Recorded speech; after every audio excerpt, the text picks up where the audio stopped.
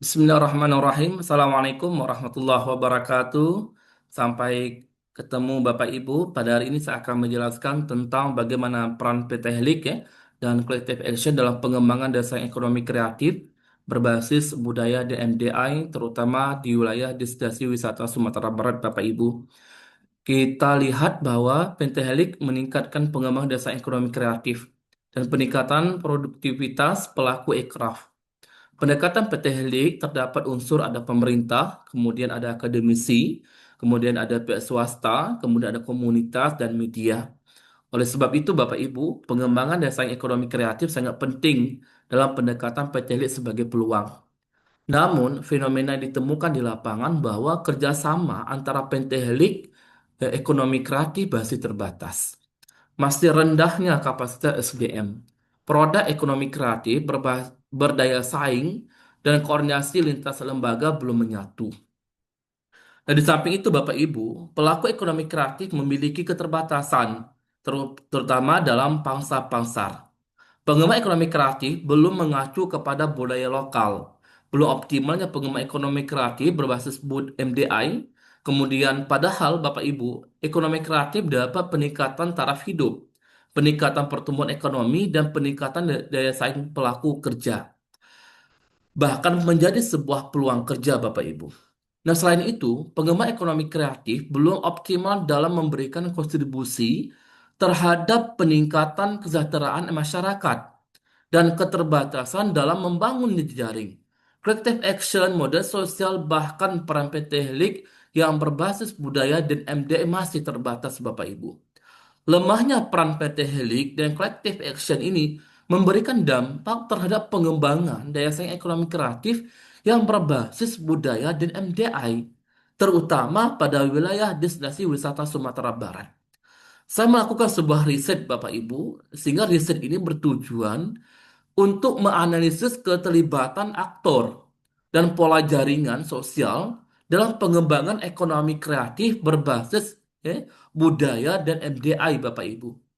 Kembaruan penelitian ini tentunya ini kembaruan yang menghasilkan tentang pengembangan ekonomi kreatif berbasis penteknik dan collective action. Ketika saya melakukan sebuah riset, Bapak Ibu, ditemukan dalam pendekatan kuantitatif maupun pendekatan kualitatif, saya melakukan riset itu di wilayah Kota Padang, kemudian Kota Bukit Tinggi, Kota Sohlunto, Kabupaten Pesisir Selatan, dan Kabupaten Tanah Datar. Ketika melakukan riset, saya mengumpulkan data menggunakan ya, wawancara mendalam, kemudian FGD, penyebaran angket, termasuk studi dokumen, Bapak Ibu. Sehingga analisis data menggunakan pemikiran model Milton Habermas. Aplikasi yang saya gunakan yaitu aplikasi Maktor dan aplikasi GP, Bapak Ibu. Dari riset yang saya temukan di lapangan, bahwa eh, pentahelik dalam pengembangan ekonomi kreatif ini berbasis budaya MDI masih lemah. Yang masih kuat terlibat itu adalah pemerintah, akademisi, dan media. Itu masih, kalau bahasa kita masih kuat dalam pengembangan ekonomi kreatif. Tetapi akademisi termasuk lemah. Ya, kenapa dia lemah?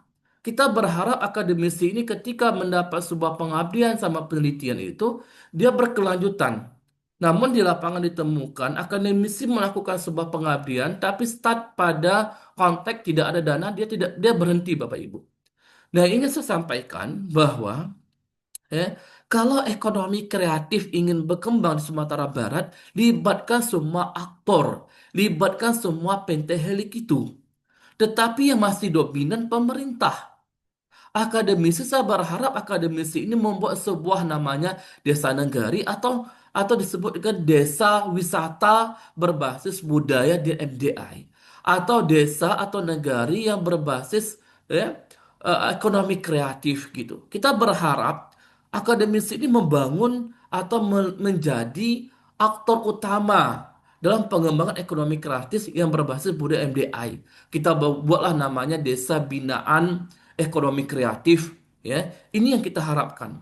Nah, kalau dilihat pada jejaring Bapak Ibu yang terlibat dalam pengembangan ekonomi kreatif ini sangat baik jejaringannya itu. Dia masih berorientasi jaringan pada level miso, belum sampai kepada level makro yang mengarah ada campur tangan oleh pemerintah. Dan oleh sebab itu Bapak Ibu, saya berharap ekonomi kreatif berbasis budaya dan MDI ini harus dikembangkan dengan melibatkan semua aktor dalam mengembangkan ekonomi kreatif Bapak Ibu. Sehingga nanti Bapak Ibu ya, yang akan kita kembangkan ke depan bagaimana ekonomi kreatif ini mampu meningkatkan kesejahteraan ekonomi dalam membina hubungan yang akrab di antara mereka.